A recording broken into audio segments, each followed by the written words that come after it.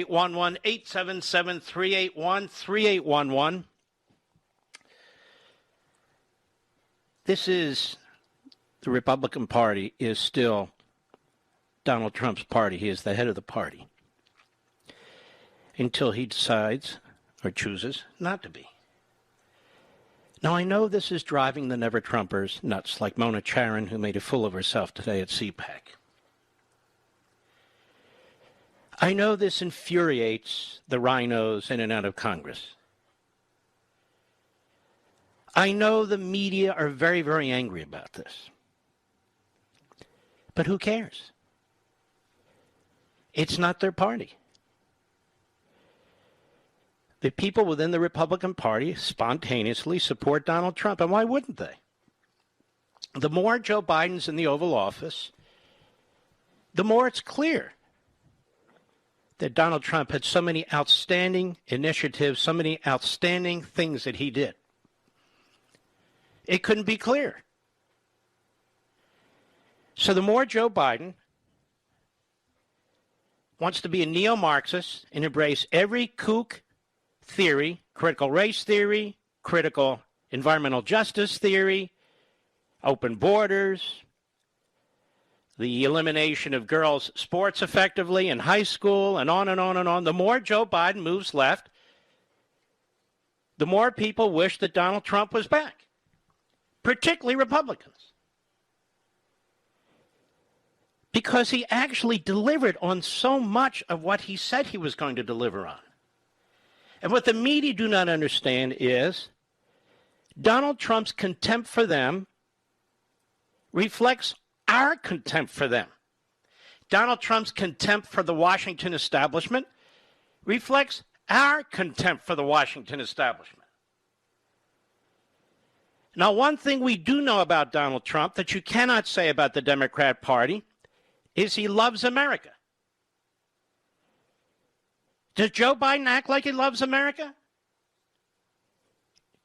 Going on and on about how terrible America is and how we have to change virtually every aspect of our culture and our society?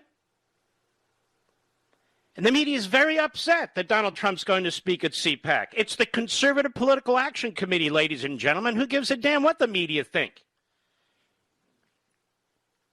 And if Donald Trump wasn't a force, if Donald Trump wasn't a power, then why do the media still obsess over him? He's not in office anymore. He's in Mar-a-Lago. What are they worried about? They're worried about a lot.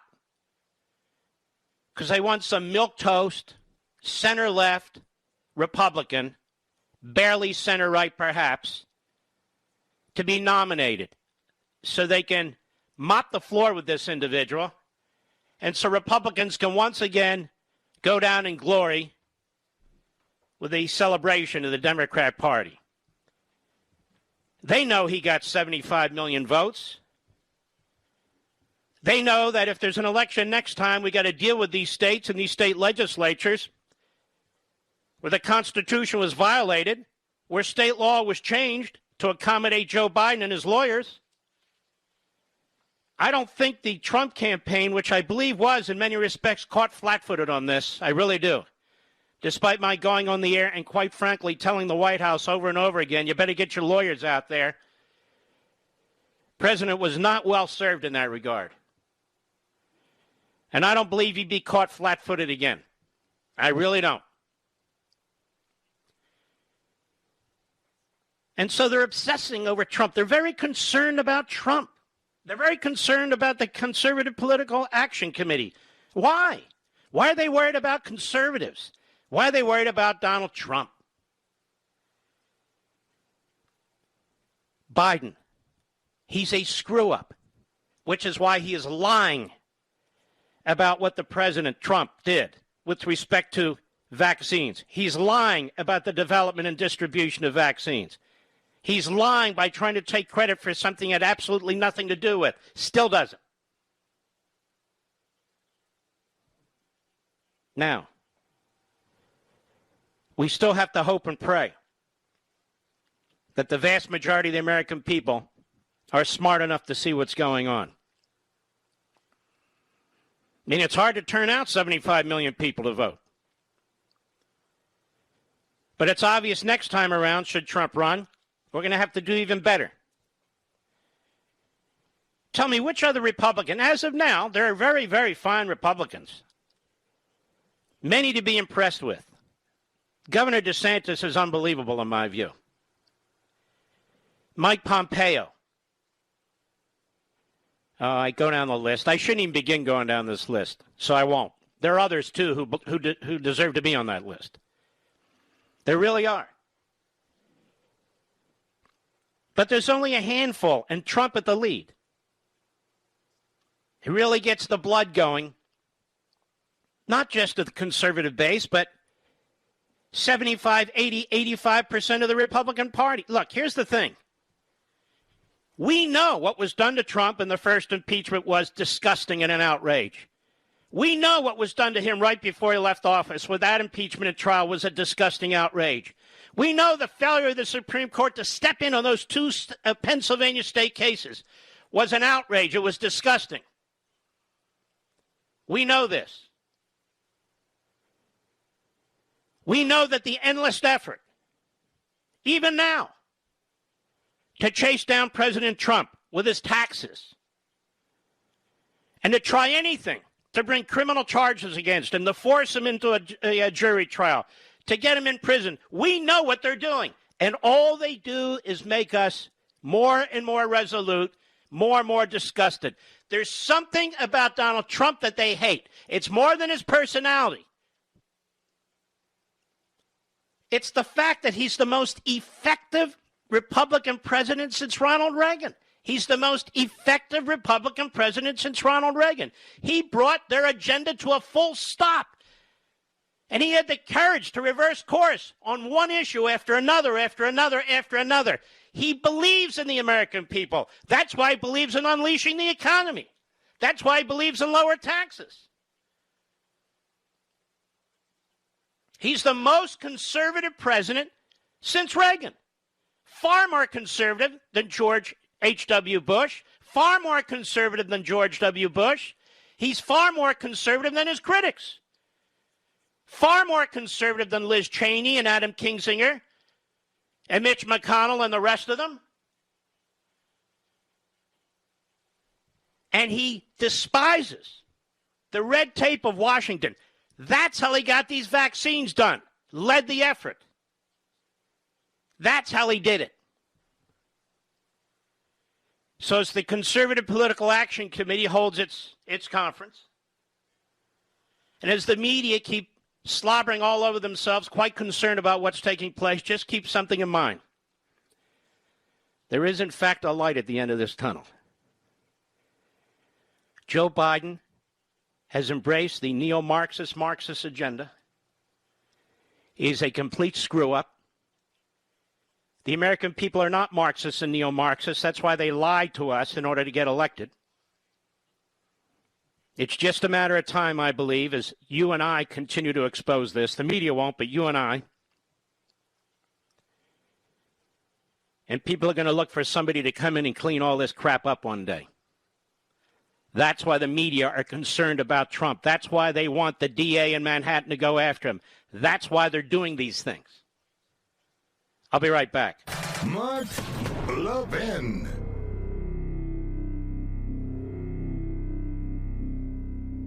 Are you worried about America's future? Times of trouble are full of reasons to despair. But those who built and have preserved our country didn't despair. So to do our part, we need to draw on the books, the history, and the ideas that gave our forefathers and mothers strength and inspiration. Hillsdale College was founded in 1844 to teach these very things, and it teaches them still today. We can all study these things, all with Hillsdale College professors right in our homes. Through Hillsdale's free online courses, we can study the history of our civilization, the wisdom of ancient and Judeo-Christian philosophers, and the writings of Shakespeare and Mark Twain. We can reacquaint ourselves with our Constitution.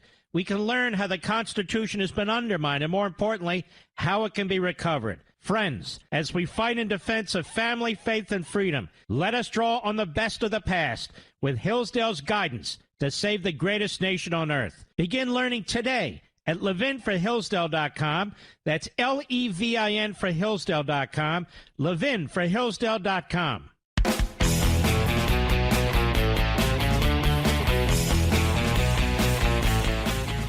Now, so let's look at events through the lens of my opening monologue. Joe Scarborough is a very sick reprobate, and he has this program where they give him a platform. Comcast gives him a platform. Comcast owns NBC and MSNBC and all the anti-Semitism that goes with that operation. Joe Scarborough has not denounced Comcast. He has not denounced NBC at all. He's a good foot soldier for the radical left. He's a good foot soldier now for the Democrat Party. He sees no problem with the Democrat Party in the rising anti-Semitism, the rising racism, the rising Marxism. No. He's perfectly fine ensconced in his little mansion in Jupiter, Florida with the missus. But what about the rest of America? But just to show you how perverse. And then he brings in this clown, Gene Robinson. Gene Robinson. What was that show called? Oh, it's so old. You guys wouldn't remember. I was a little kid. Doesn't matter. That had the robot, and it doesn't matter. So anyway, Mr. Robinson. Or is it Mr. Robertson? So Joe Scarborough is on with like-minded buffoons, and they have the little circle quirk, I'll call it, Mr. Producer. And so the circle quirkers are smiling at each other. They have facial tics with each other. They encourage on each other's obsessions. And what is it about? Trump. Well, Trump hasn't been president for like a month and a half. Doesn't matter.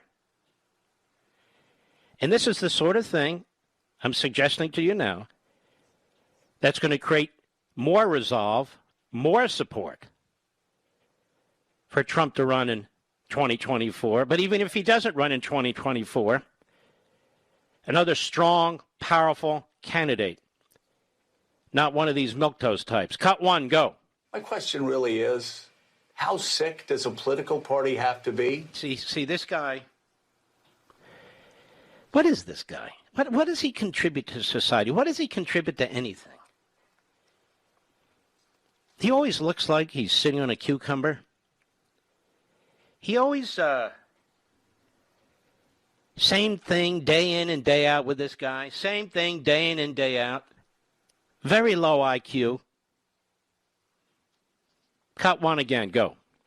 My question really is, how sick does a political party have to be? How gutless and directionless does a politician have to be to actually want to be within 100 miles of that guy on the left? Let's slow down. You realize Jupiter, where this fool lives, is 25 miles where that guy lives. And it's funny, nobody ever goes back to show you how these Scarboroughs were so close to Donald Trump. How they promoted him through the primary process. And then it became personal. Then he switches on a dime. Because Joe Scarborough doesn't have a principle in his body. He's never had a principle in his body. I was going to say something else, but I'll leave his personal life to himself. An utterly unprincipled and in many respects unethical, even immoral individual, sitting there preening. How gutless and directionless does a politician have to be to actually want to be within 100 miles of that guy? That guy. What about Biden? What about that guy, the former segregationist? What about that guy who was accused of molesting a staff member in a quarter of the Capitol building? No. None of this intrigues Joe Scarborough. None of it. As he was defending Cuomo all those months when Cuomo was killing senior citizens in New York. That's right, I said it. Why can't he coat this stuff? Now they want Cuomo out. Little late, don't you think? 11,000 senior citizens dead.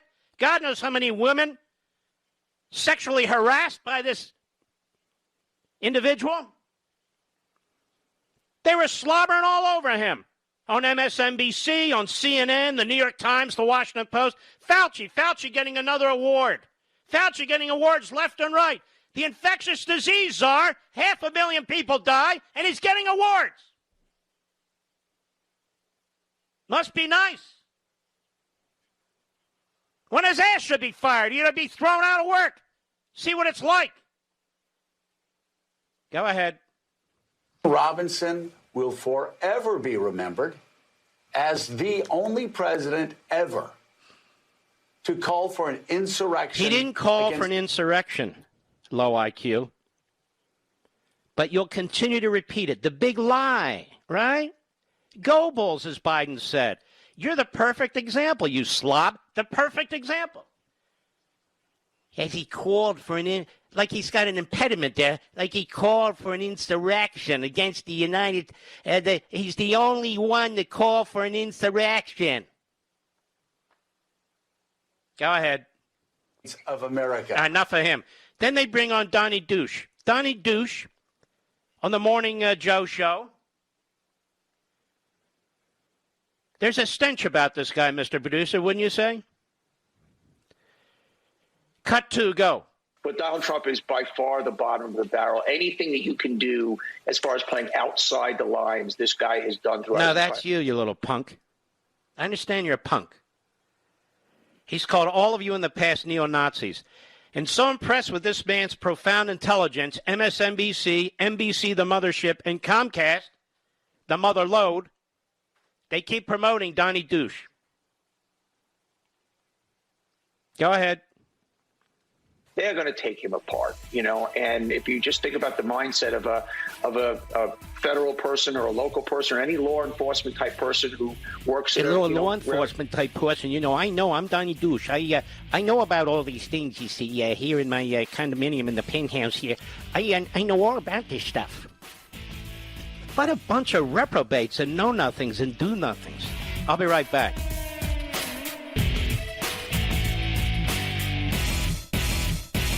Are you worried about America's future? Times of trouble are full of reasons to despair. But those who built and have preserved our country didn't despair. So to do our part, we need to draw on the books, the history, and the ideas that gave our forefathers and mothers strength and inspiration. Hillsdale College was founded in 1844 to teach these very things, and it teaches them still today. We can all study these things, all with Hillsdale College professors right in our homes. Through Hillsdale's free online courses, we can study the history of our civilization, the wisdom of ancient and Judeo-Christian philosophers, and the writings of Shakespeare and Mark Twain. We can reacquaint ourselves with our Constitution. We can learn how the Constitution has been undermined, and more importantly, how it can be recovered. Friends, as we fight in defense of family, faith, and freedom, let us draw on the best of the past with Hillsdale's guidance to save the greatest nation on earth. Begin learning today at levinforhillsdale.com. That's Levin for Hillsdale.com. levinforhillsdale.com.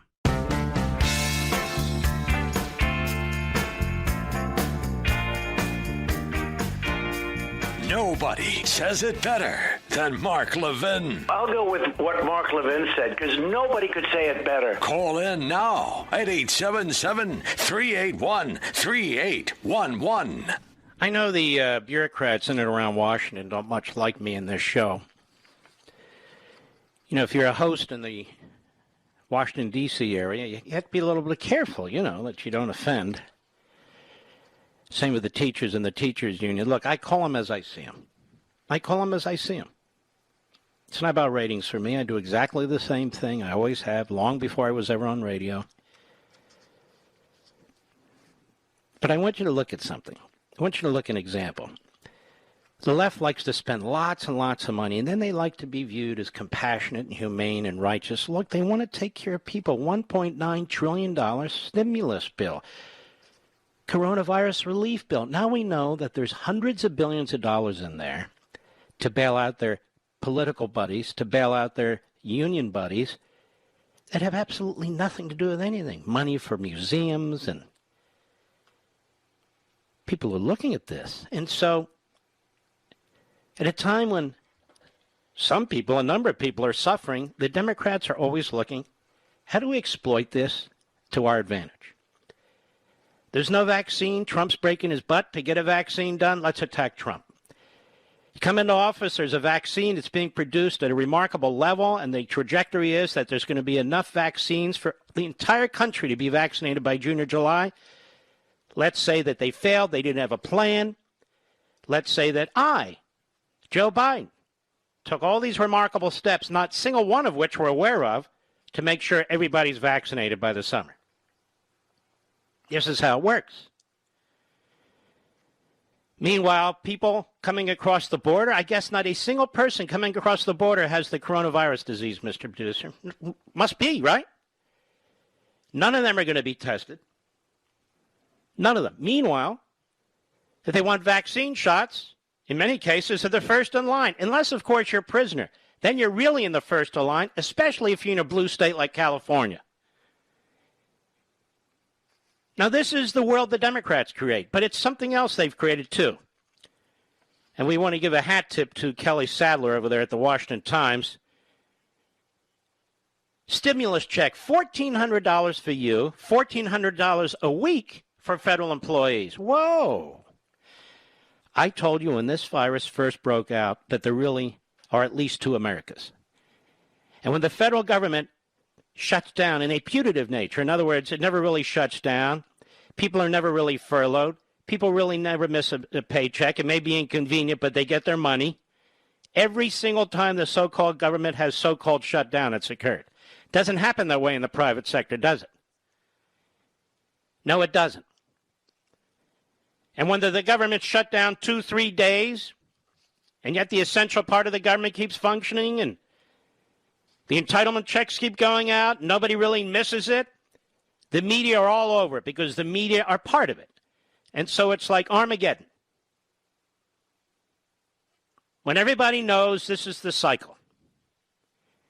Meanwhile, when the private sector is shut down by the edict of these fascistic governors and fascistic phony science experts in the federal government who don't know what the hell they're doing, way out of their lane, that they insist on. That is righteous. Shuttering private businesses forever, forcing people to lose their homes, driving them into poverty, into depression, and God knows what. That's an inconvenience, Fauci says. Mr. Medical Doctor. It's an inconvenience.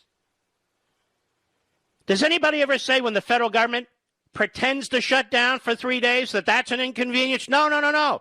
We get these almost like documentaries in the news, right?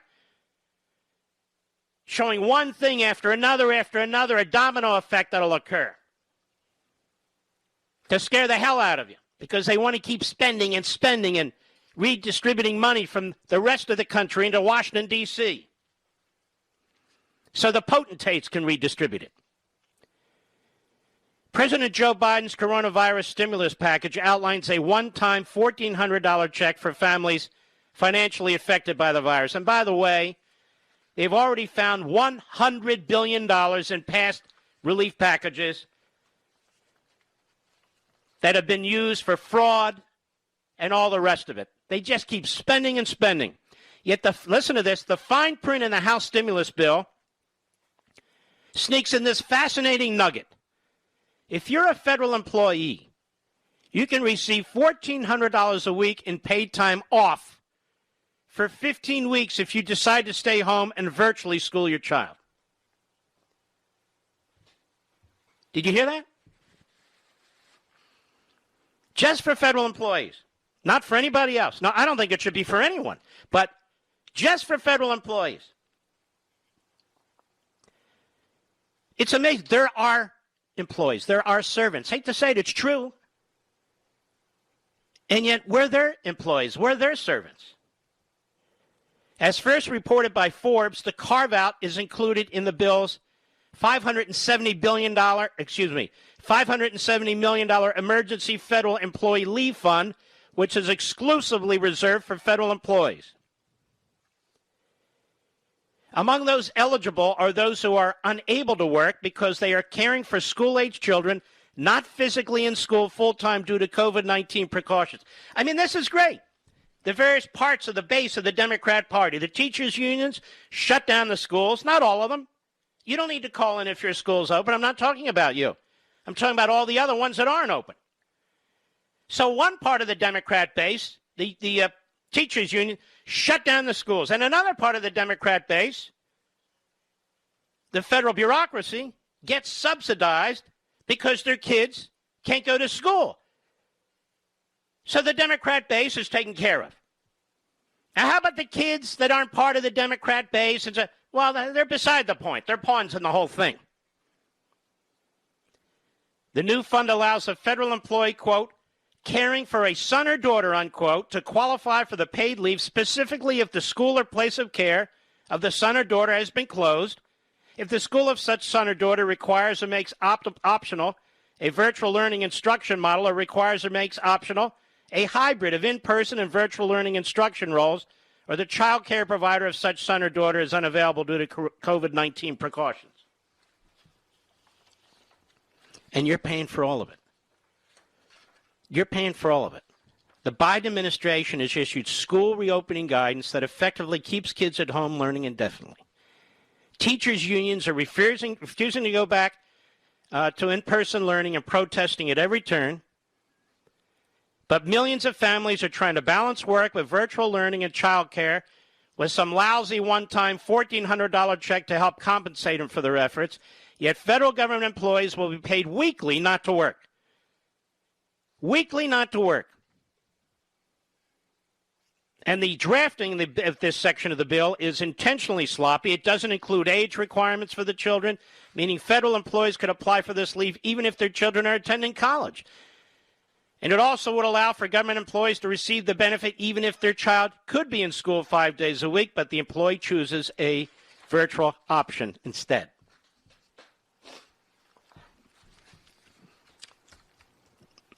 Some days I feel like biting the head of this microphone right off, Mr. Producer. The entire House stimulus bill includes no financial reimbursement for working families who've decided to place their children in private schools because their school districts are virtual, even as they continue to pay school taxes. They continue to pay for a service not being rendered with no exact timeline of when it will be.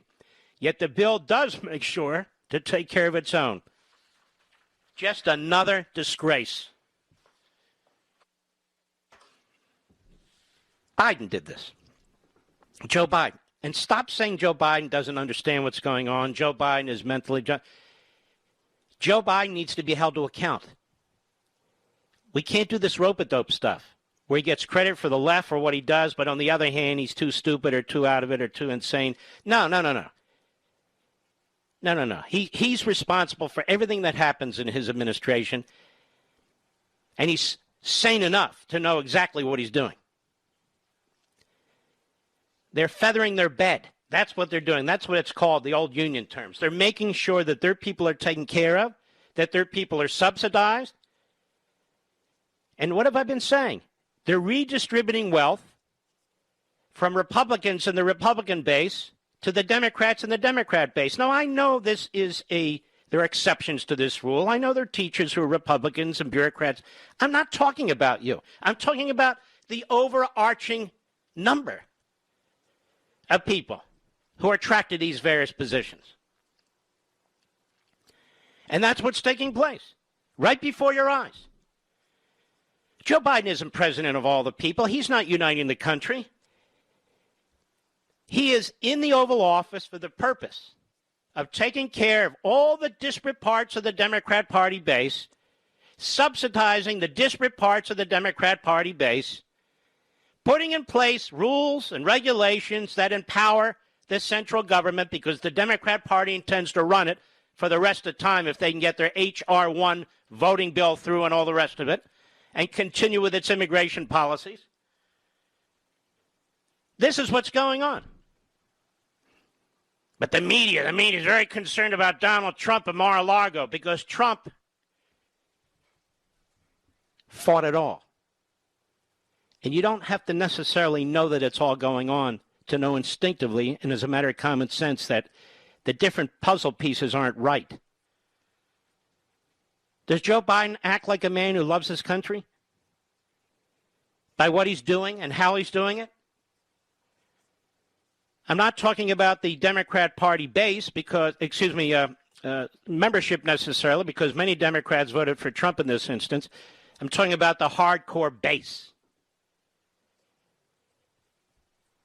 This is why they fight so hard on these elections and so forth. You and I, we vote because we want to elect a president who we hope will uphold the Constitution, pretty much leave us alone, not look to eviscerate our standards, eviscerate our traditions, eviscerate our institutions. The other side, that's all they're about. Effectively, politically, burning the place down. I'll be right back. Mark Levin.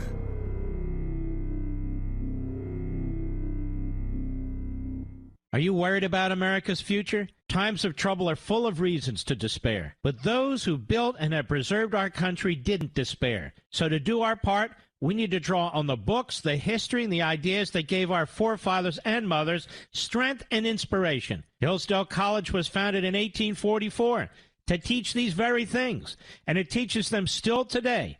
We can all study these things, all with Hillsdale College professors right in our homes. Through Hillsdale's free online courses, we can study the history of our civilization, the wisdom of ancient and Judeo-Christian philosophers, and the writings of Shakespeare and Mark Twain. We can reacquaint ourselves with our Constitution. We can learn how the Constitution has been undermined, and more importantly, how it can be recovered. Friends, as we fight in defense of family, faith, and freedom, let us draw on the best of the past with Hillsdale's guidance to save the greatest nation on earth. Begin learning today at levinforhillsdale.com. That's Levin for Hillsdale.com. levinforhillsdale.com.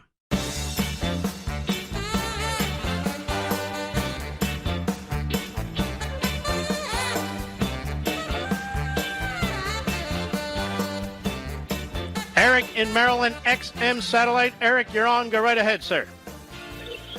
Mark, my brother, thank you so much.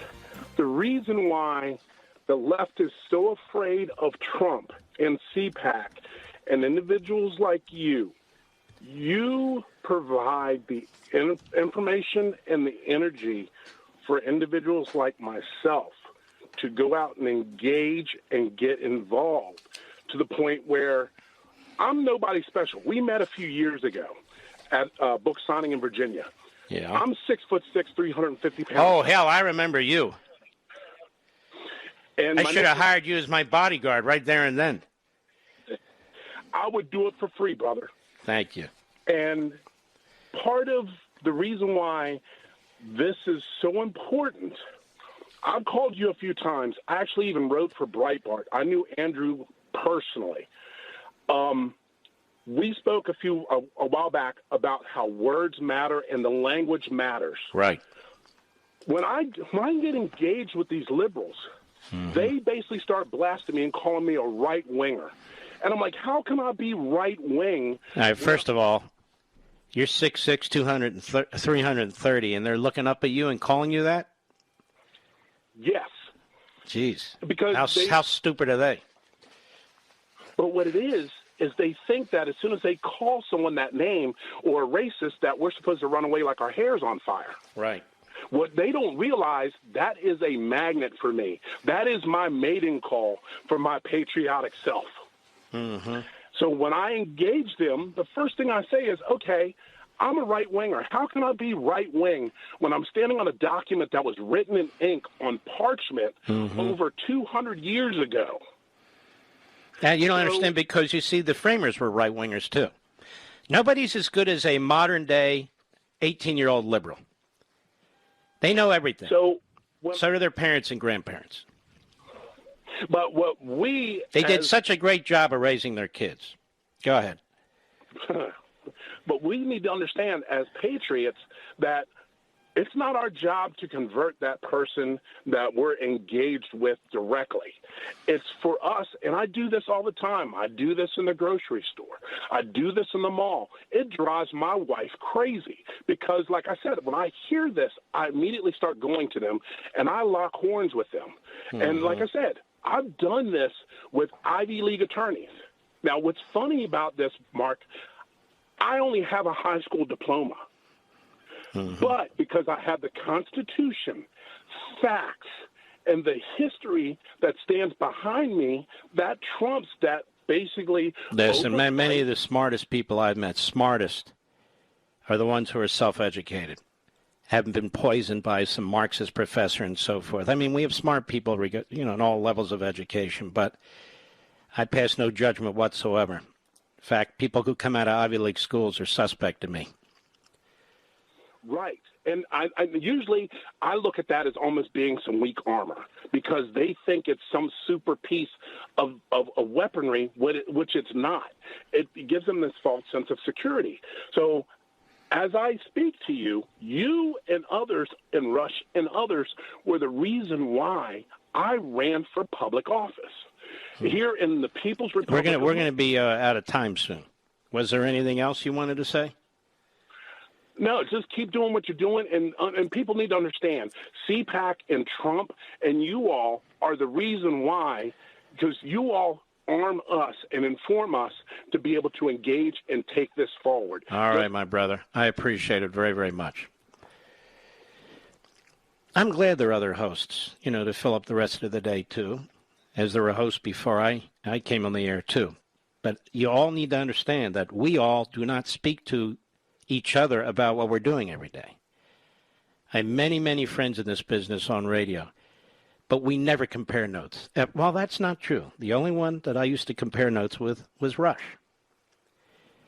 Late at night when we would text or email each other, this is years ago, not to echo each other, but to question issues and to discuss them with each other. But we really don't, it's not like we all are singing from the same sheet of music. And the left does this all the time. Look at this. Look at all these clones. And then they start, yeah, but this one's smarter and this one's worse. The libs do that to you, too, right? You're part of a group until they want to attack you. And now you're not part of a group anymore. They want to destroy you personally. All right, we'll be right back.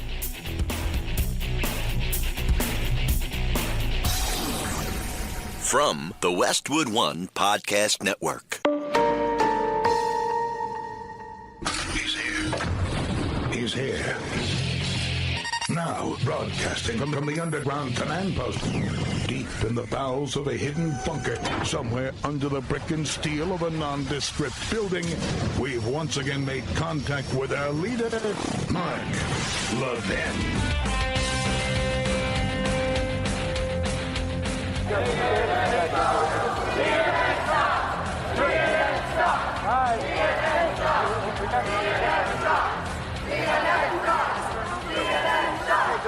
Those are great patriots who have good taste, and they are chanting CNN sucks, and we all know that's true, as they are confronting, I guess it's Jim Acosta, right, Mr. Producer? Why is Jim Acosta hanging around there? I didn't think he was the correspondent for this stuff anymore. Is he lonely? Is he a homeless guy? Is he looking to pick up chicks? What's going on with this guy? CNN sucks. Jim Acosta.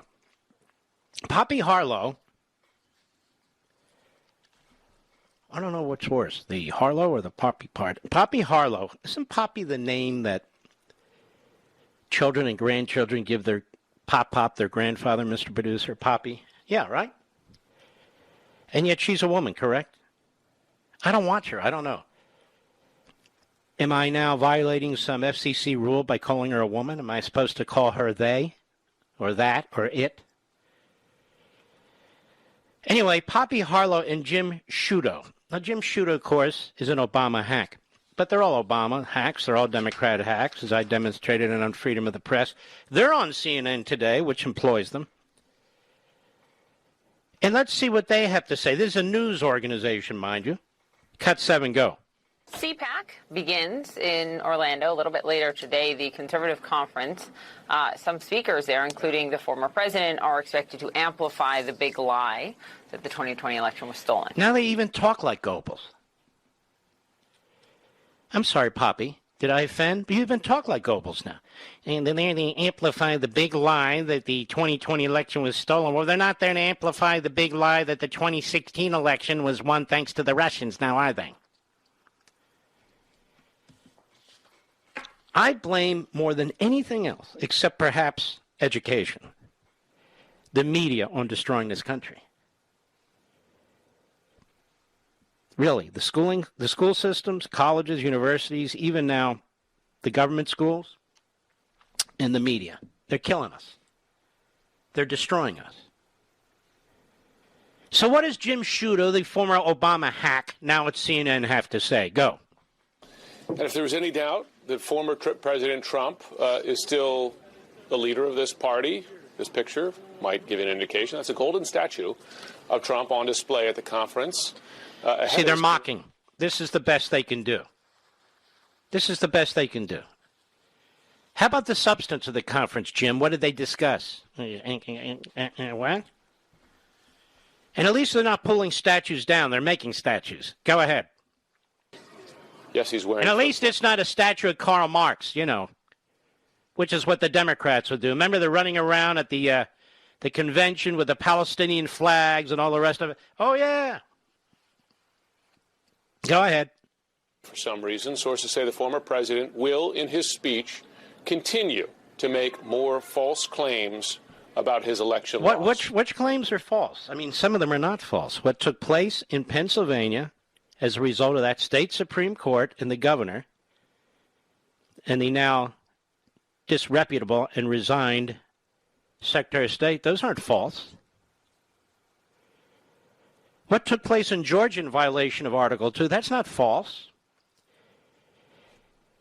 I can't tell you how many times we've invited different press people on this program to confront them on these issues, to have a discussion with them, and they will not come on. Chuck Todd, George Stephanopoulos, we asked Fauci to come on. He doesn't want to. None of them want to come on. None of them. And I'd be more than happy to debate Poppy, and I'd be more than happy to debate Sciutto. Isn't Sciutto like a ham or something, Mr. Producer? But nonetheless, I'd be more than happy to do it. They'd never come on here because they don't want to be challenged. Well, I'm going to challenge Jim Sciutto right now, and Harlow too. Article 2, Section 1, Clause 2 of the Constitution says the legislature shall make the election law by which electors are chosen. Is that what it says, boys and girls? Yes, it is what it says.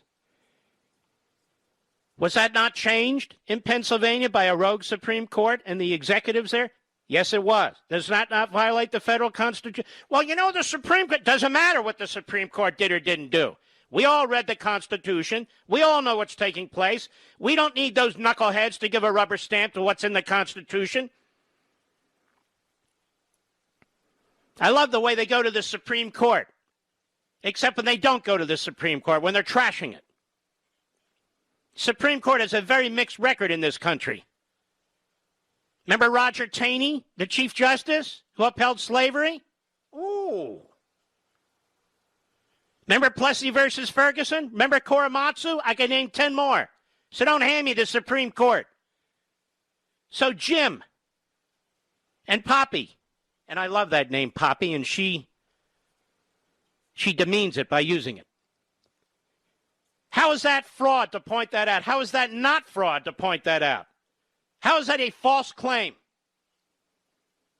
Bumbling morons. And the same thing happened in a different way in the state of Georgia. Well, they're Republicans. I'm not talking about that, Republicans. I'm talking about the Constitution. And it happened in Michigan, and it happened in Wisconsin, and it was purposeful. Biden's attorneys, the DNC's attorneys, their surrogate organizations, they went into these states intentionally. They went into these battleground states to change the election laws to help them win the election. Now, that's not a false claim. I can prove it. I can prove it right now, whether in front of the Supreme Court or this microphone.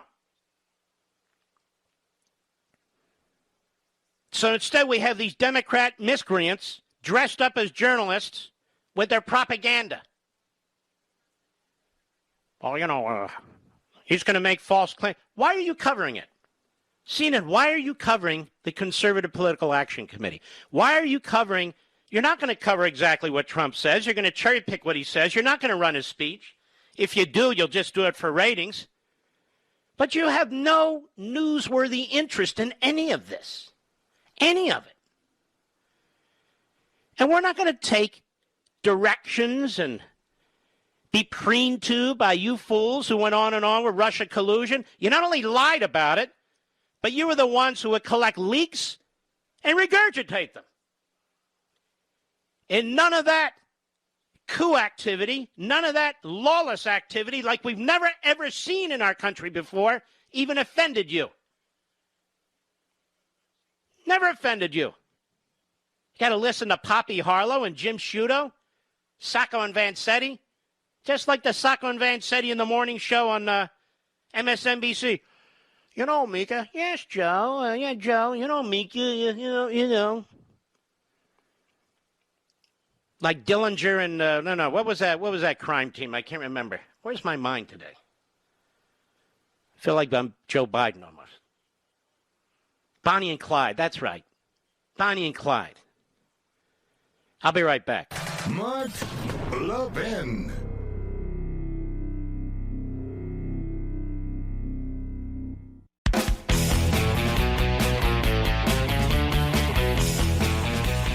We're going to have Matt Schlapp on at the bottom of the program. One of the leading white supremacists, the chairman of the American Conservative Union. Just kidding, ladies and gentlemen, because that's how they think of all of us. It's funny, conservatism, constitutionalism, from which everybody who attacks us gets their liberty and their private property rights.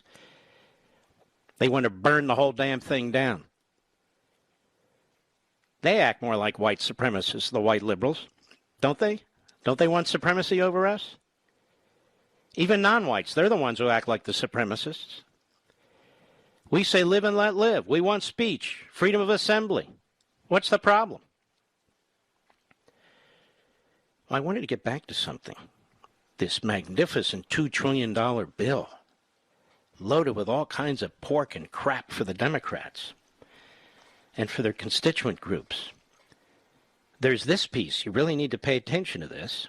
From Bloomberg, President Joe Biden's $1.9 million coronavirus relief package, ready, ladies and gentlemen, would trigger cuts to Medicare and other programs early next year unless Republicans come to his rescue and agree to a waiver, a hurdle that could give the Republicans leverage over Democrats' slim majorities. Now, putting that aside, so he wants to ram through a bill by violating the Budget Act, by using the reconciliation process never as was intended, and he's going to shoot a massive hole in Medicare, $36 billion cut, as much as $90 billion in other programs would have to be slashed, because there's a Budget Act in place. So, this is what I mean. This would slam a hole into Medicare. But don't worry, he cares about the people. That's Joe Biden. He's one of us. Oh.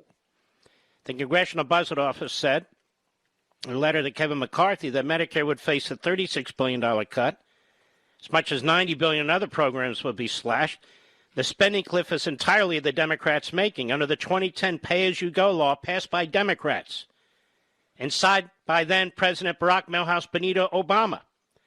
Spending increases and tax cuts that add to the deficit, like Biden's plan, trigger automatic cuts the following calendar year.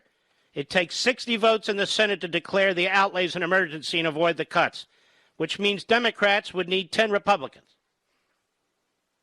So they have their own parliamentarians saying, hey, you can't add the $15 minimum wage to a relief bill. It's not germane. And the Democrats in the House are saying, get around here, get around, figure out how to get around. You can't do that. We don't follow the rules around here. Democrats are already plotting ways to turn off the pay-go trigger, according to Senate Democratic aide, who said the most likely scenario would be to have a waiver to a future must-pass spending bill. You see how conniving they are? What do you mean we can't force a minimum wage on the country? We're going to do it. I don't even like, I talk about this all the time, the nomenclature and the language, and you got to really confront them on this. We have to confront them on this. As I say, I've been doing a lot of reading of scholarship on the left. It's just grotesque. It's depressing. And they make up words. They create new words. We're not talking about a minimum wage anymore. We're talking about this is a killer requirement. So we ought to call it a job-killing minimum wage. Or a job-killing wage. Well, Mark, they're barely earning. They're not going to have a job. They're not going to earn anything. Well, don't worry. We Democrats will swoop in and we'll take care of them. So they want to get around this. Under the pay-go law, Medicare cuts are capped at 4% of that program's outlays, and most other entitlements like Social Security and Medicaid are exempt. Spending on other programs, including some popular farm subsidies long supported by Republicans, would be at risk of being completely eliminated. Oh, here come the rhinos to the rescue. Which way did they go? Oh, I'm serious. According to the CBO, there actually aren't enough mandatory programs subject to the pay-go sequester to fully offset the deficit impact of Biden's $1.9 trillion versus relief bill. In other words, so massive is this spending bill. On top of the massive spending bills passed by Republicans and Democrats, there's not enough to offset them. And you know what Biden has under his other sleeve?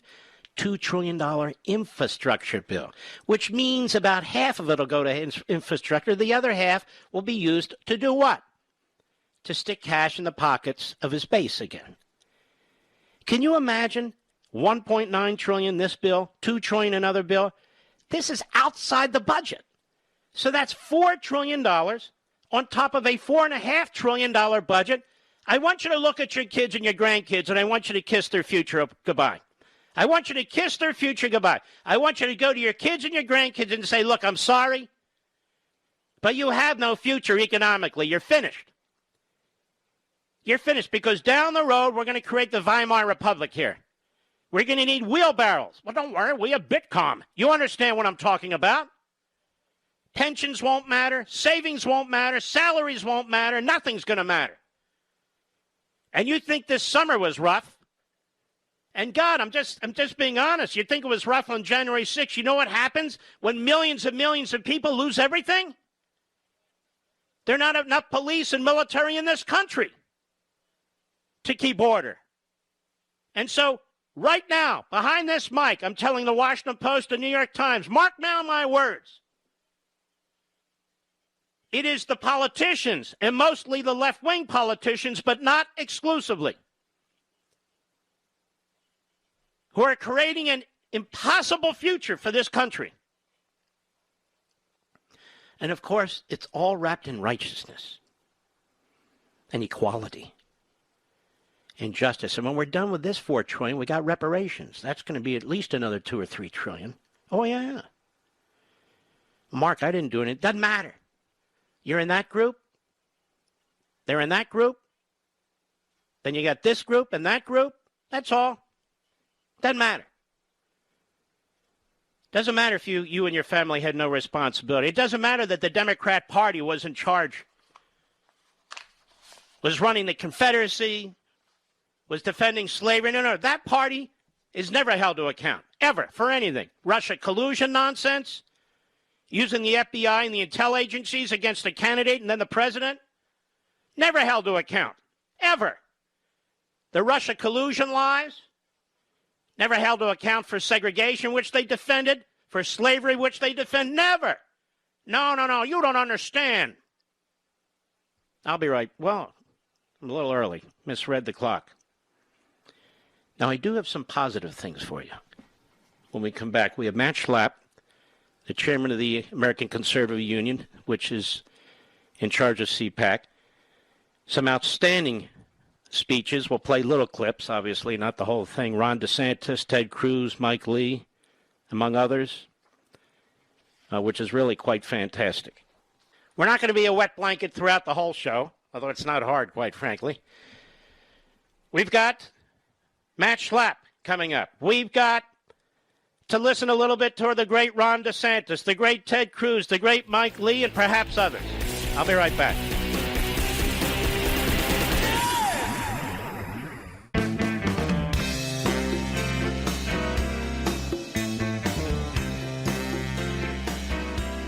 Mark Levin, America's tyranny hunter. Call in now, 877-381-3811. Let's hear a little bit of what Ron DeSantis had to say at CPAC today as we get started here. And you should know, on Sunday, which is just 2 days away, 8 p.m. Eastern Time, Life, Liberty, and Levin on Fox, I interview Ron DeSantis for the entire hour. He's absolutely fascinating. The open schools, the non-lockdown economy, how he addressed the coronavirus, the use of vaccines, how he confronted potential riots in his state, the economy in his state.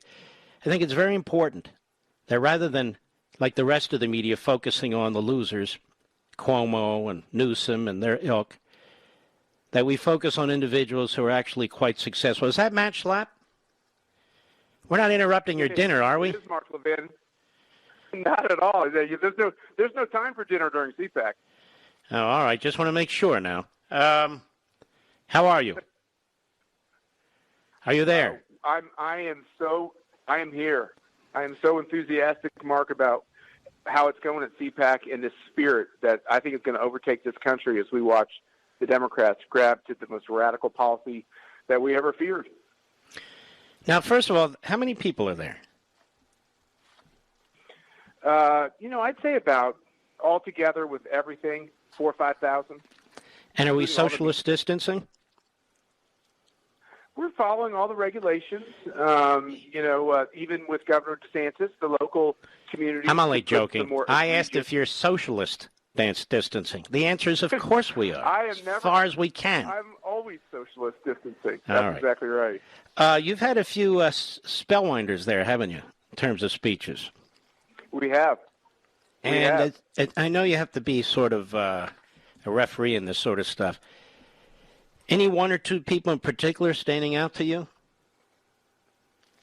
Well, of course, Ted Cruz took the stage, and people love him, and they hate the fact that he just continues to be persecuted for every little thing he does. And I'd say he got one of the, most rousing reactions. Mm-hmm. And then, of course, we had Josh Hawley, who's the other senator who they like to say did something wrong by simply objecting. Can you imagine them saying a senator shouldn't even be able to object? And he talked about big tech and how they're trying to silence us and how we have to consider our options very carefully when it comes to that. We had Donald Trump Jr. speak today. And I think we're going to have just about every person who's seriously looking at the 2024 presidential race. Are you going to permanently hold the event there? I mean, you really ought to take it out of the Washington, D.C. area like you have here. I'm completely for it. I have to tell you, when you get to Florida, even your level of stress subsides. Everything in Washington seems to be perverse. Everything seems to be made more difficult. So we're going to look at those options very seriously. I know you spend a little time in Florida. I think it's a trend, and I think there's something great about a person I call America's governor, Ron DeSantis, who is showing the common sense of conservative values. Actually, we've had a place down there, property there for 10 years. I just didn't tell people, but we go there often, and we will be transitioning. May I say that word? We will be transitioning there at some point. Now, here's you had Jim Acosta there. You have the media there. They're not really there to report on the substance of what's going on or anything like that, are they? They're there to say, where's Donald Trump and Donald Trump and Donald Trump? They can't get enough of that, can they?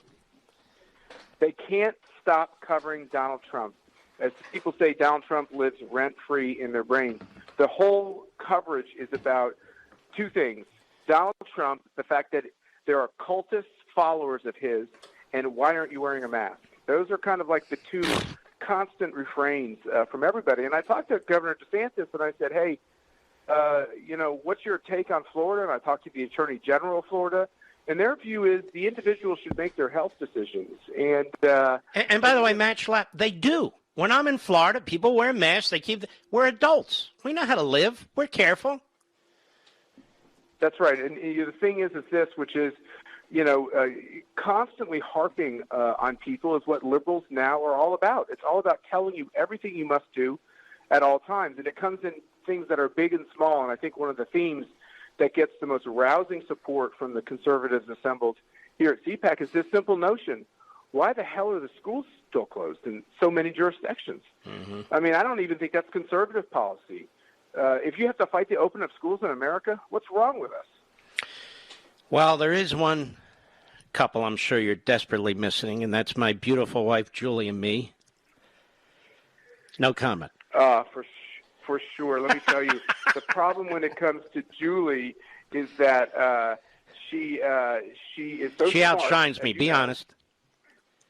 She does a very good job on the stage, and you guys have had this repertoire where she asks you questions for the last several years at CPAC, and the only problem is we never give you enough time to really do it right. And we actually were really going to give you the time to do it right, and we're sorry you're not here, and I know you're sorry you're not here as well. It's kind of a weird year. Honestly, no, I had to have surgery on last Friday, so I wasn't allowed to fly. So that's the main reason. But you sound vigorous and healthy.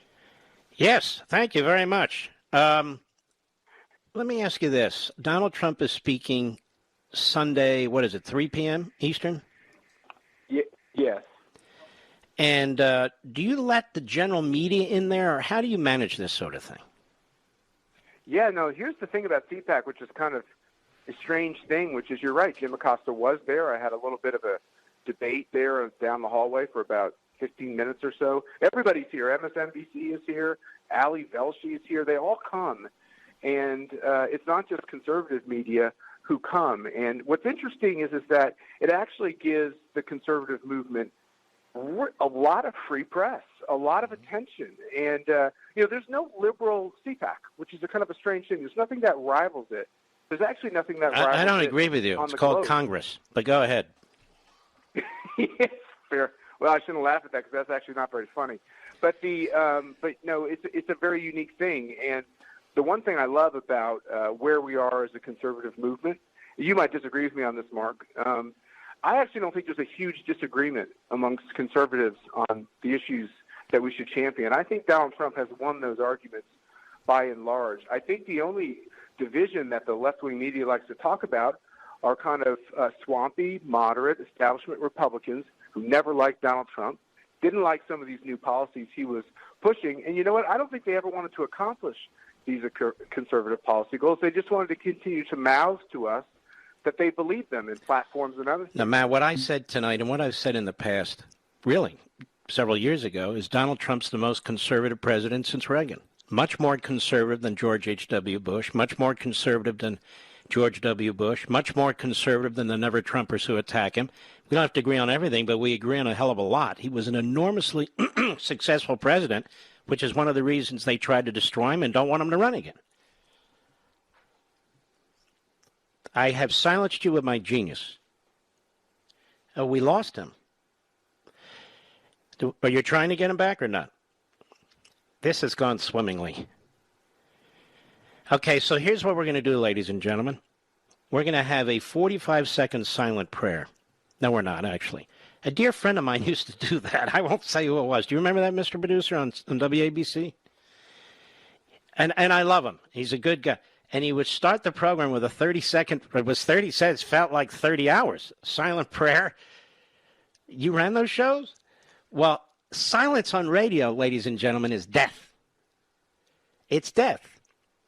All right, well, let's go ahead and play DeSantis while we're waiting for Matt. Here's DeSantis at CPAC today, and he gave a great speech. All these guys did. Cut 8, go. We are an oasis of freedom in a nation that's suffering in many parts of the country under the yoke of oppressive lockdowns. We look around in other parts of our country, and in far too many places we see schools closed, businesses shuttered, and lives destroyed.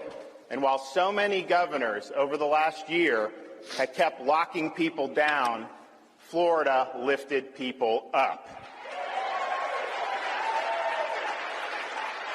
30 seconds. Florida is leading in protecting our vulnerable residents, saving the economy, and safeguarding the freedom of our people.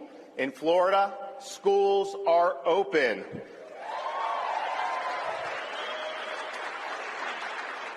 Every Floridian has a right to earn a living, and all businesses have a right to operate. You know, Matt Schlapp, Florida's a massive state. It's the third most populous state in the country. It's a very diverse state ethnically. It's a diverse state economically, geographically. It's a state with all the shorelines and so forth and all the tourism where you would think the virus would have a particularly onerous effect as opposed to some of the other states. This is a perfect example of liberty, of capitalism, of conservatism, limited government at work, demonstrating that even in the middle of the pandemic, it works, as opposed to what they've done in New York and California and some of these other states. It's the perfect example, what we've gone through, and yet the media, of course, keep it ambiguous. But isn't that one of the reasons they try and trash DeSantis? Yeah, and you think about Florida, I mean, it's so obvious that we forget it, which is people retired of Florida. So the age is skewed older in Florida. So you would think that those populations, that they'd have higher cases. And you're right, the lockdown states like California have a much worse situation than Florida does. And, what I think of when I think of Ron DeSantis, if you remember this when he was in Congress, I think he had like a 99% rating with us, like nobody achieved. So, like, he is a very conservative, philosophical guy. But as governor, you know what he looks like?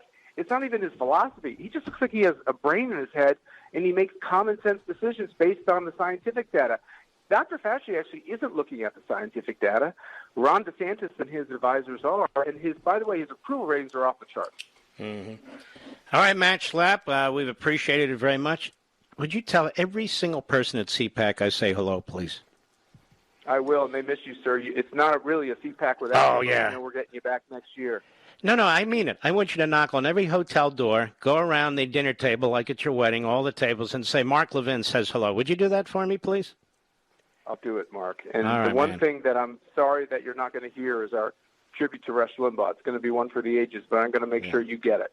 Thank you. I really appreciate you doing it, and I really appreciate that. God bless you. Okay, you too, Mark. Thank you.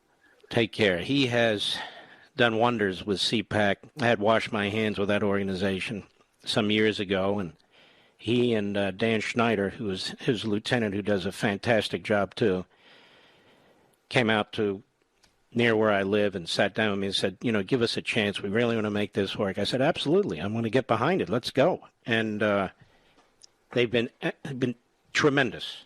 We'll be right back. Mark Levin.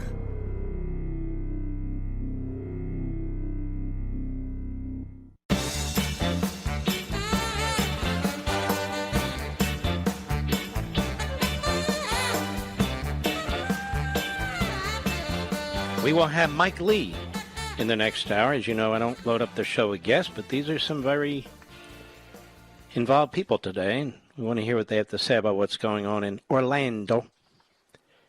Supreme Court recently struck down the remaining challenges to what I believe is one of the most important cases of modern history, two of them, those two Pennsylvania Supreme Court cases. All right, let's take a call, shall we? Yes, we can. Chip, Cannon, West Virginia, XM Satellite. Chip, how are you, sir? Just fine, Mark. How are you? I'm very well, thank you. Yeah, I was listening to your open monologue, and you're talking about how the left and the media is focused on Trump, and they're just infatuated with him. And I take that one step further. It's an infatuation with the American public who wishes just to be individual and have our freedom preserved. In other words, they project onto us from him. It's really us who they hate.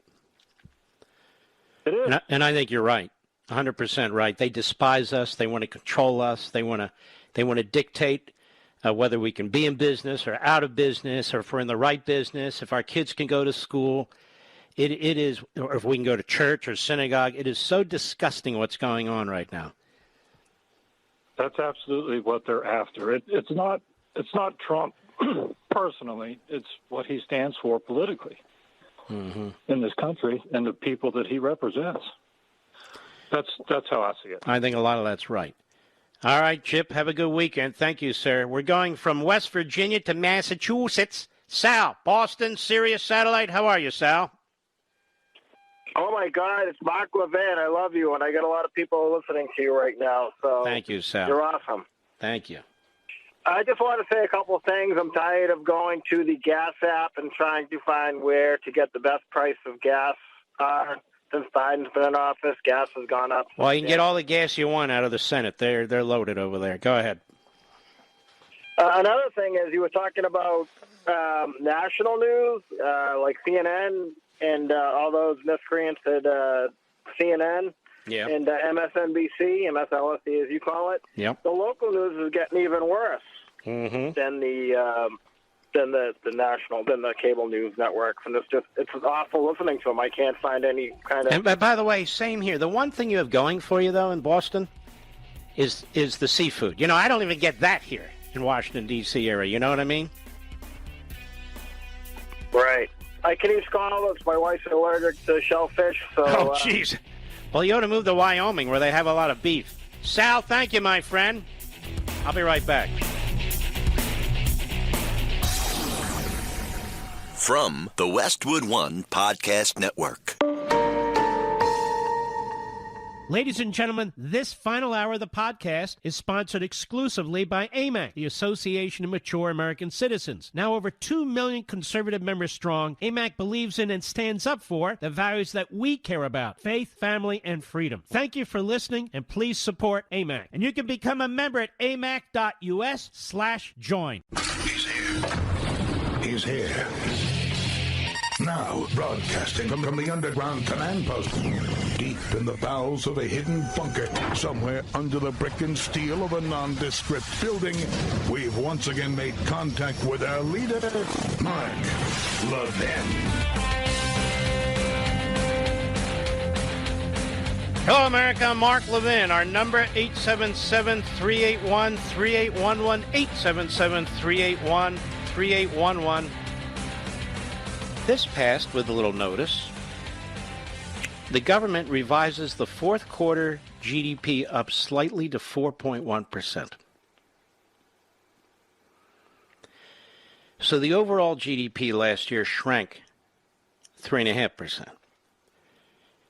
But the fourth quarter was 4.1%. So that's the quarter ending December 31. Today's February 26th. The economy is growing. Now that Biden's elected, the Democrat governors are beginning to take their foot off the brake. Now, Biden's going to kill the economy because that's what the left does with massive regulations, redistribution of wealth, confiscatory taxes, endless nanny state intrusions into private property rights, into your career, into jobs, into businesses. And so I have a question for you. Why are we passing a $1.9 trillion bill? If the economy is rebounding, why are we passing a $1.9 trillion bill? And by the way, with hundreds and hundreds of billions that have nothing to do with the virus. Why are these questions never asked? Why is it just assumed these things are going to be done?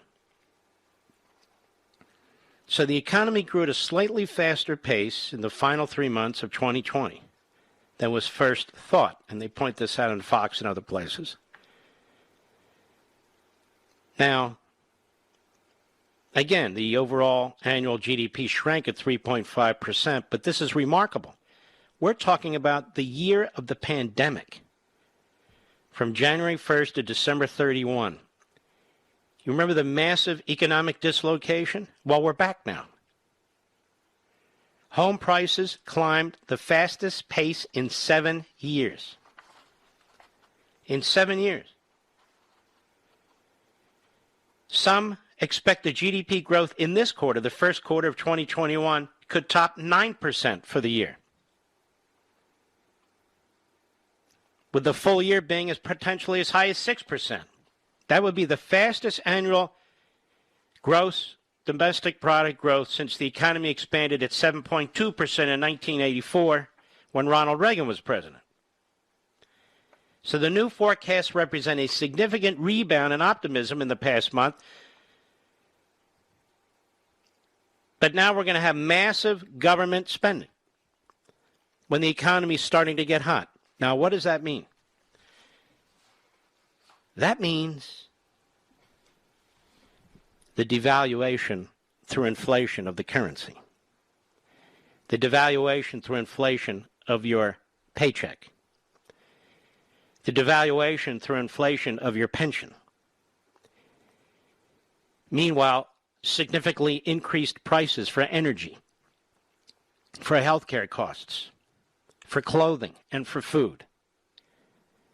We were here in the 1970s. But the Democrats don't care. They'll blame it on the economy, on capitalism, on global warming, or whatever. But I've been talking about this now for quite some time, and I just want to put a marker out there so we can all understand what's taking place. And then Rand Paul has a very good question. He says, I don't understand why we're rushing to pass a $2 trillion bill like this. We should delay it at a minimum. And why did he say? He said because far fewer people are actually getting the virus. More and more people are getting vaccinated. It looks like with the vaccinations, with fewer people getting the virus, the growth of herd immunity. One expert said, April, he thinks that much of the country will be benefiting from herd immunity. Why are we rushing to spend all this money? That's why they're rushing to spend all this money. They used this virus to try and destroy Donald Trump and win the election. They used this virus to change our voting rules in battleground states. They've used this virus to spend trillions on their buddies, on their fellow Democrats. And then they're going to pour another $2 trillion into the economy. Just print it up, pour it into the economy for infrastructure. Because Joe Biden has a legacy to take care of. Because the Democrat Party, this is what they do. They don't believe in supply and demand. They don't believe in inflation or recession. They believe that capitalism sucks, and that's why if anything goes wrong, blame it on capitalism. But it's happening. Ted Cruz today at CPAC. Cut 9, go. You know, the U.S. Capitol has giant fences with razor wires and 5,000 National Guards standing out front because the Democrats are convinced that political theater helps them.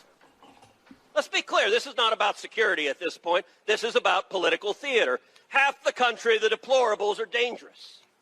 And they're going to turn the Capitol into a military outpost in Baghdad just to have their compliant media echo that message. But do you know what terrifies every one of these statists? The truth. Liberty's powerful. Liberty's persuasive. Liberty is fun. Yep. Cut 10, go. These are dark days, and the media tells us this is the new galactic empire forever and 1,000 years. But already Joe Biden and the radicals in his administration, they are already overshooting. They are already going too far. Their policies don't work. They are disasters. They are bad. They are destroying jobs. They are stripping our freedom. And there is a natural pendulum to politics. And the country will come back to sanity. And mark my words, 2022 is going to be a fantastic election year. And so is 2024. As we stand together and defend liberty, defend the Constitution, defend the Bill of Rights of every American, in the immortal words of William Wallace, freedom! Wow, I have never heard him so energized. Have you, Mr. Producer? I like it. I like it. I like the passion. And, you know, it's important to be cerebral, too, but I like that passion. That's very, very good. We'll be right back. Mark Levin.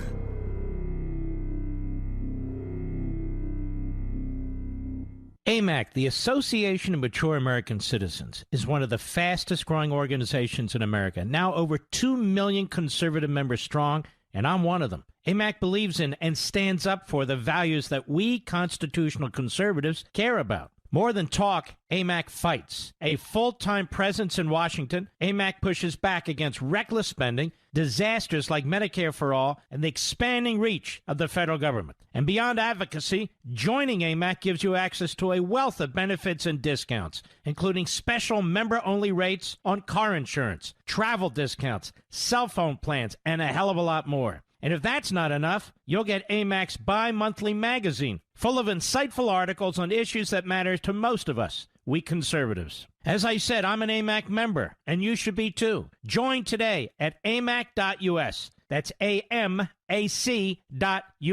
Stop supporting the liberal agenda that the other 50-plus organization has been pushing for. Join AMAC instead. AMAC.us.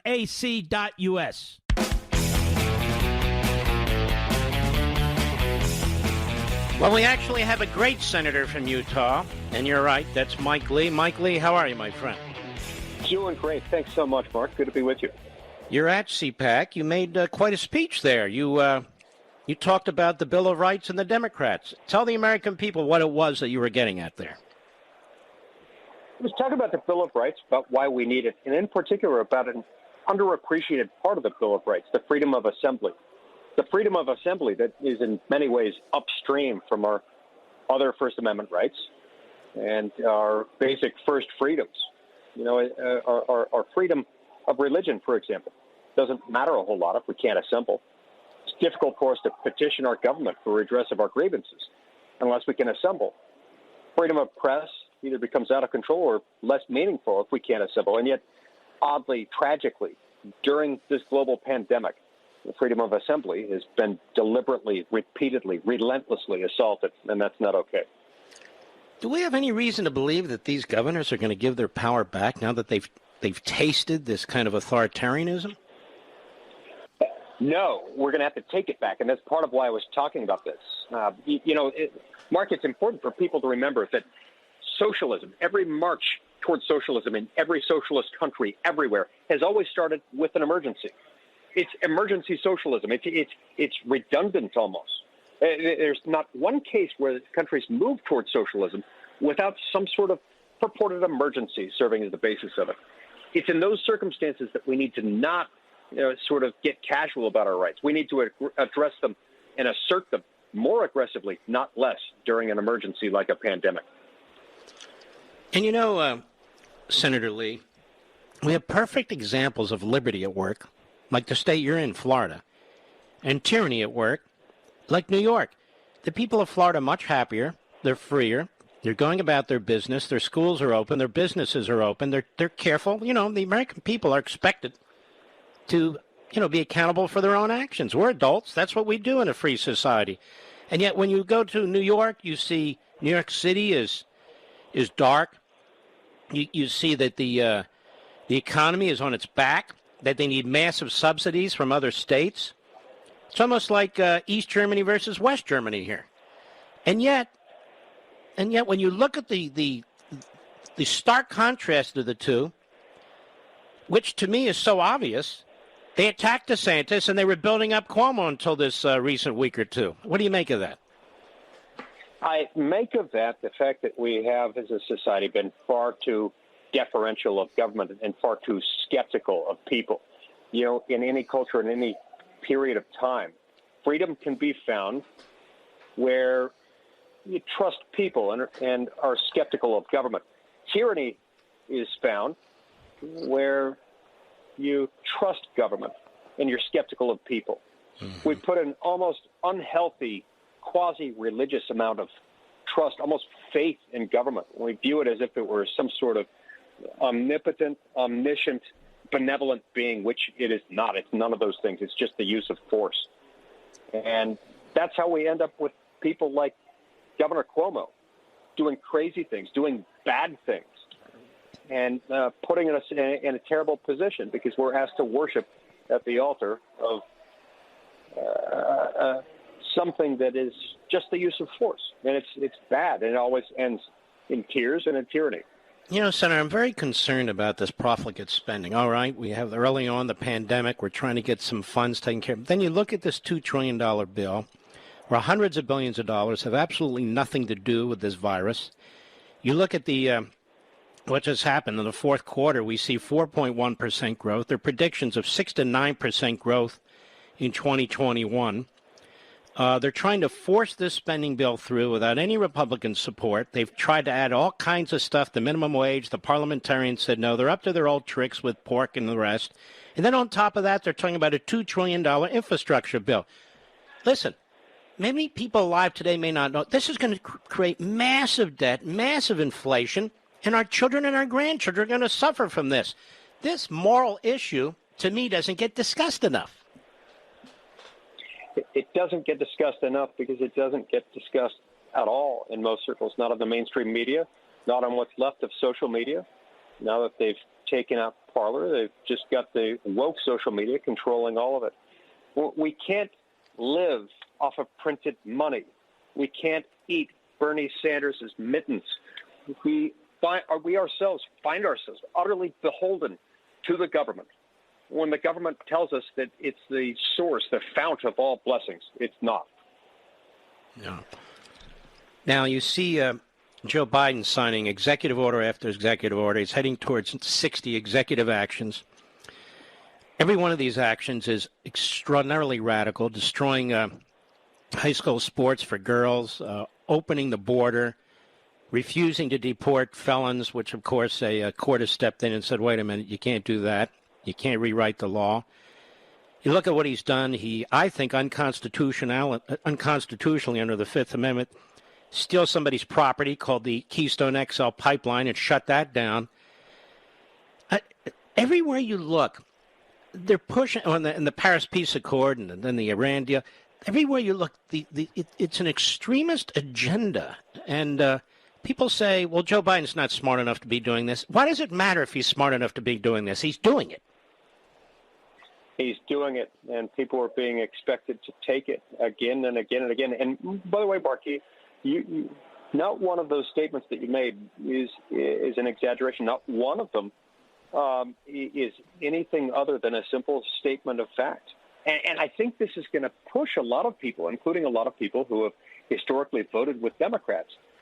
I think eventually this is going to push a lot of people over the edge and say this is absolutely nuts.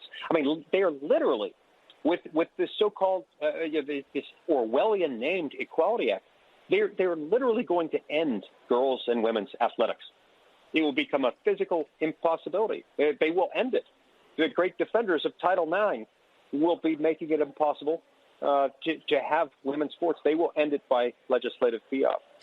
And things like this and things like the massive inflation that they're going to do, it's going to harm the poor and the middle class. The wealthy and the well-connected in any country, in any day and age, can do well. The measure of a great country is the prosperity and upward mobility of the poor and middle class. Socialism is never for the benefit of the socialist. It's never something that the socialist himself is willing to live under. It's something that's only set to be mandated on the poor and middle class, and that's what makes it so truly evil. No, you're quite right. And do you think, I was talking the first hour of this program, that what Biden is doing is so radical, and I think the wheels will come off so quickly, and I could be wrong, that there's going to be enormous pushback, if not this election cycle coming up, the next one, because he's taking what is an economy that's beginning to grow. People are beginning to find their freedom again, and he's going to crush both. What do you think of that?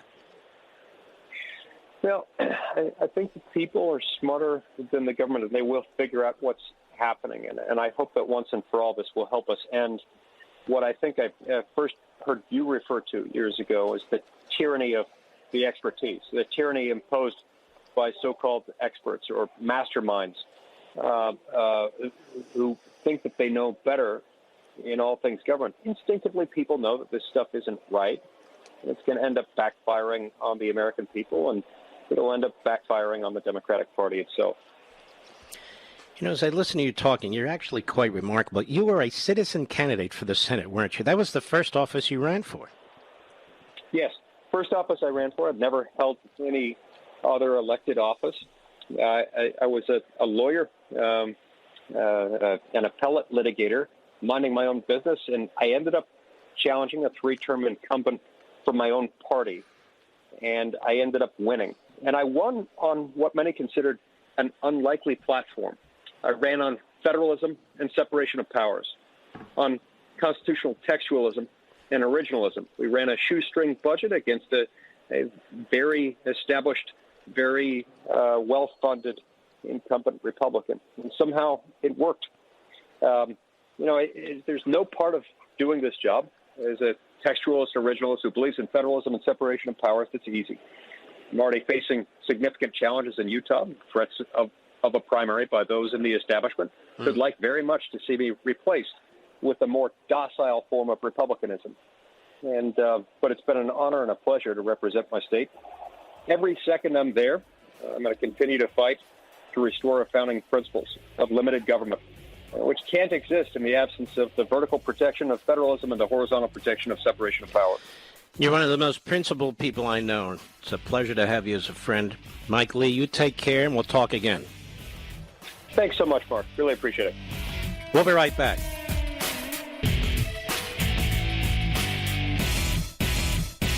AMAC, the Association of Mature American Citizens, is one of the fastest-growing organizations in America, now over 2 million conservative members strong, and I'm one of them. AMAC believes in and stands up for the values that we constitutional conservatives care about. More than talk, AMAC fights. A full-time presence in Washington, AMAC pushes back against reckless spending, disasters like Medicare for All, and the expanding reach of the federal government. And beyond advocacy, joining AMAC gives you access to a wealth of benefits and discounts, including special member-only rates on car insurance, travel discounts, cell phone plans, and a hell of a lot more. And if that's not enough, you'll get AMAC's bi-monthly magazine, full of insightful articles on issues that matter to most of us, we conservatives. As I said, I'm an AMAC member, and you should be too. Join today at amac.us. That's AMAC.us.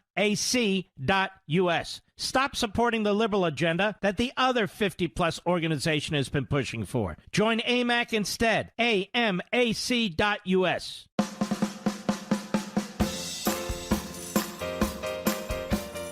If Mark has banned you from the show, we have a special number you can call to reach him, 877-381-3811. So self-proclaimed and self-acclaimed experts are talking about now not just 2 masks, Mr. Producer, but 3. Did you know this? I can fix this whole thing. Burkas. I brought this up when the outbreak first happened. Burkas. You know, you wear a burqa, not just the women, but the men, and you have those head garb, and you cut out so you can see out and you can breathe, and then with the mouth, but from head to toe. Maybe they were onto something. That'll protect you, I think, Mr. Producer. Don't you think? You're wearing one now? Well, that's good. Normally you do the show with your pants off, so I just wanted to make sure. That's all right. All right. Let's take some callers now. Let me see here as I try to pull up the screen. Look at that. We've got Fred. Fred, where have you been? Fred in Dallas, Texas, the great WBAP. Where have you been, Fred? Everyone's asking for you. Everyone, huh? Yes. How you doing, Mark? Yes. So I'll get to my point real quick. I believe that the Democrats are lying about wanting to have minimum wage in the COVID-19 bill. Mm-hmm. And the reason I think that is because they've had plenty of chances. When they had 2 years under Obama with both houses, and they had a bunch of states, California, Massachusetts, they always had blue everywhere. They always talk about having a living wage and all that, but they never ever act on it. I think what they're trying to do is trying to make it a issue to use against Republicans, and every time they pass... In other words, they win either way. Yeah, they win either way. They have useful idiots as their base that buy that crap, and then they can have the Republicans be all mean and going against them. But like even now, there's no reason in the world why they can't pass minimum wage. I think a parliamentarian is working for them. Well, no. The reason they can't is because they need 51 votes. You might say Kamala Harris, but Manchin has said he doesn't support the $15, and so has the senator from Arizona. You know, Senator Sinema. I think no matter what, they had a chance during Obama's first term. Yeah, you're right about that. You're absolutely right. All right, my friend. Good call. Mr. Producer, I just lost the damn screen. Who am I speaking to? Yeah. All right. Take your time. Lauren in Canada XM. Go right ahead. Mr. Levin, how are you, sir? I'm very well. How is it up there in Canada? Well, you know, now that you're a new president there and our fearless leader, they seem to be real buddies. You know, life is going to be fantastic for us. But, you know, I listened to... Why do I feel like I'm watching that movie? What is that movie? Go right ahead. Anyhow, the Keystone Pipeline, it's affecting our guys up here, too, and families in Alberta where the oil was coming from. Yeah. We had a pipeline that was going to go from Alberta through northern BC, which is the province I live in, and out to the west coast and, you know, get or down to Vancouver and get sold. And then we figured, hey, we got the Keystone, we're going to have the Northern Gateway. And then our fearless leader put the kibosh on it. And then when President Trump started, hey, the Keystone's back on because the guy previous to it said, nah, we don't need it. And next thing you know, your new guy there, you know, Lunchbox Joe, yeah, we don't need it. And now it's affecting our guys too.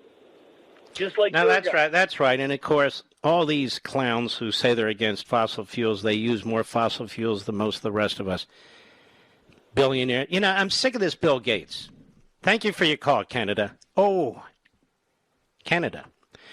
I'm sick of this Bill Gates. Guy's worth like $60 billion lecturing. Is he a scientist? Is he a medical doctor? Is he an expert of some kind?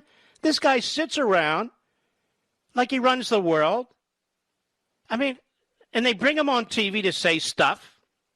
The libs bring him on TV. The rest of us don't give a damn what he has to say. And he's there, you know, he's kind of nerdy.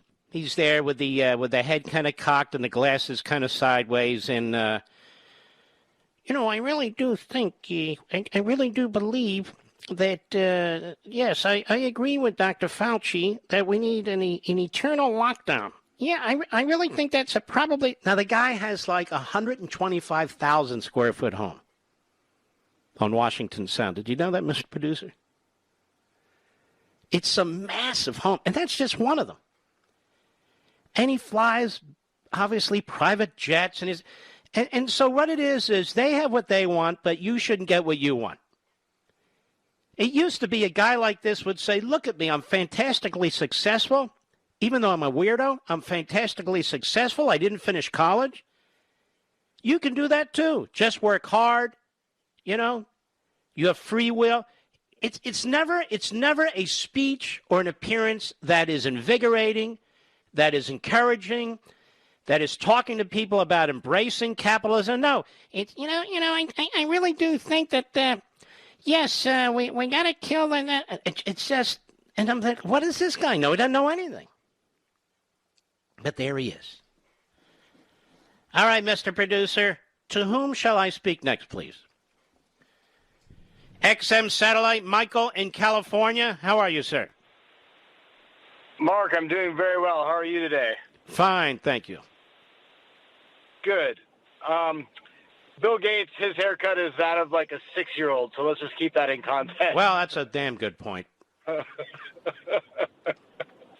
Anyways, I'm in California. I'm driving to Arizona. I've done a relocation, and I own my own business out here. So you're moving from a blue state to a purple state. Congratulations. I'm not in Maricopa County, so I'm up north, and I'm happy with where I'm at. That's for sure. Right. It sort of created a little impetus in my thinking about, what if people just moved to where it was open, that they wanted to be where it was open, paid, and you have all legalese, and paid the state tax because they're supporting their state, and had some sort of legislation as to not pay as much federal income tax, and just tighten the belt on these guys. Because seriously, say that again. Walk through that again. I want them to tighten. I would like it if 73 million people would send a message to the federal government that we're not going to pay this because... I know, but people are concerned, and rightly so, of going to prison, of having their wages garnished, of having their bank accounts frozen. It's not so simple. I know. And it's not something where it would have to be thought out. But it's so frustrating. It makes me so upset. Yeah, I agree with you. All right. I think that there's got to be a way for us to intercede. Well, there isn't. You either vote or you don't. Well, obviously we vote, but, if we go to places where the constituency is sort of more like-minded and there's a larger populace of us in that area, then we'll have more of a say. Well, sir, I mean, you can organize this mass mobility where people leave their friends and neighbors and homes and so forth, but it's already occurring. Mobility is already taking place. That's why Florida has its population is exploding. Texas's population has exploded, and so forth and so on. You see depopulation out of New York, New Jersey, and New England, depopulation out of Illinois and California. The problem is some of the people where the depopulation is occurring are Democrats who are going into these states and voting for Democrats. But in terms of organizing like a communal effort for everybody to go to this state or that state, you go ahead and lead the effort, and once you get underway, I'll have you come on and talk about it. Well, I think what would wind up happening is the state that, everybody's leaving from California, let's just say, and everybody wants everything for free in California, it's only a matter of time before California just buckles, right? All right, thanks for your call. I don't know where we're headed. Do you, Rich? I'm trying. My wife tells me I don't have any patience. What is she talking about? I don't know what she's talking about. Do you, Rich? No clue. All right, do I do this now? Is that it? Let's take a break. We'll be right back. Mark Levin.